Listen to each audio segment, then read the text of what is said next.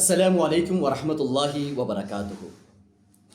آئیے نبی مکرم صلی اللہ علیہ وآلہ وسلم کے خلفاء بنیے اور نبی علیہ الصلوۃ والسلام کی زبان مبارک سے رحمت کی دعا لیجیے۔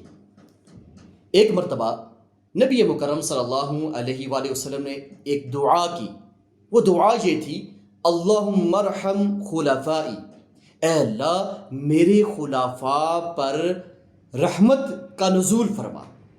تو صحابہ کرام رضوان اللہ علیہم اجمعین نے پوچھا، ومن خلفاؤک، اے نبی علیہ الصلوۃ والسلام آپ کے خلفاء کون سے ہیں؟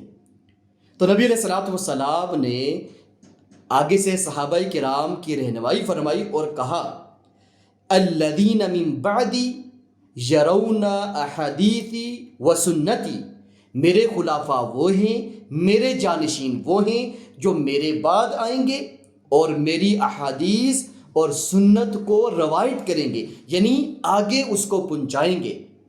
اور ساتھ میں کہا وَيُعَلِّمُوهَا النَّاسِ، صرف پہنچانا نہیں ہے، صرف روایت نہیں کرنا، ساتھ میں لوگوں کو میری احادیث اور سنتوں کی تعلیم بھی وہ دیں گے۔ اللہ اکبر۔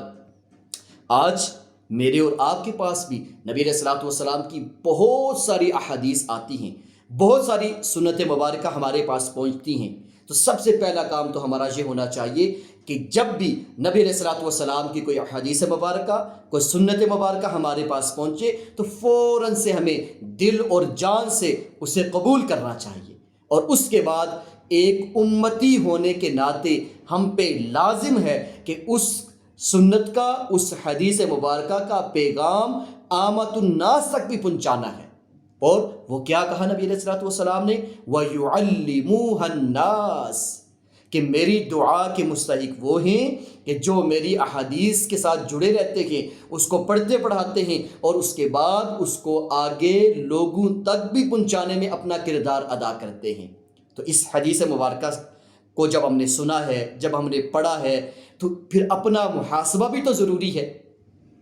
تو محاسبے سے پہلے یہ ہے کہ کیا ہم نبی علیہ الصلوۃ والسلام کے خلفاء جانشین بننا چاہ رہے ہیں؟ کیا ہم نبی علیہ الصلوۃ والسلام کی زبان سے رحمت کی دعا کے اپنے آپ کو مستحق بنانا چاہتے ہیں یا نہیں؟